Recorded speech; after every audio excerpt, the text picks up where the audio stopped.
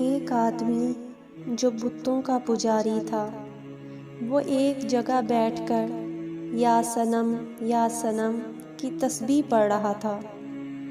وہ یا صنم کہتے کہتے رات کو تھک گیا تو اسے اونگ آنے لگی۔ جب اونگ آئی تو اس کی زبان سے یا صنم کی بجائے یا صمد کا لفظ نکل گیا۔ جیسے ہی اس کی زبان سے یہ لفظ نکلا تو اللہ رب العزت نے فوراً فرمایا، لبیک یا عبدی، میرے بندے میں حاضر ہوں، مانگ، کیا مانگتا ہے؟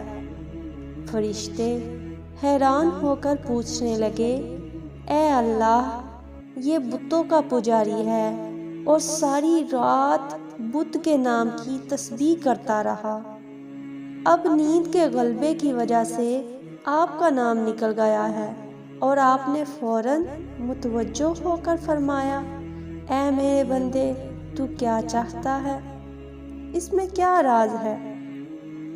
اللہ تعالیٰ نے فرمایا، میرے فرشتوں، یہ ساری رات بتوں کو پکارتا رہا اور بت نے کوئی جواب نہ دیا۔ جب اس کی زبان سے میرا نام نکلا، اگر میں بھی جواب نہ دیتا تو مجھ میں اور بت میں کیا فرق رہ جاتا؟ جو پروردگار اتنا مہربان ہو کہ بندے کی زبان سے نیند کی حالت میں بھی اگر نام نکل آئے تو پروردگار اس کو بھی قبول فرما لیتے ہیں، تو ہم ہوش و حواس میں دعائیں مانگیں گے تو پروردگار ہماری دعاؤں کو کیوں نہ قبول فرمائیں گے؟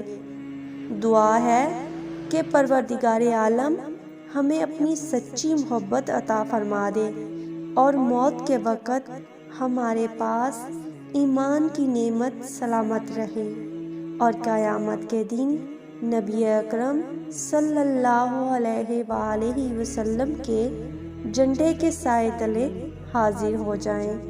آمین یا رب العالمین۔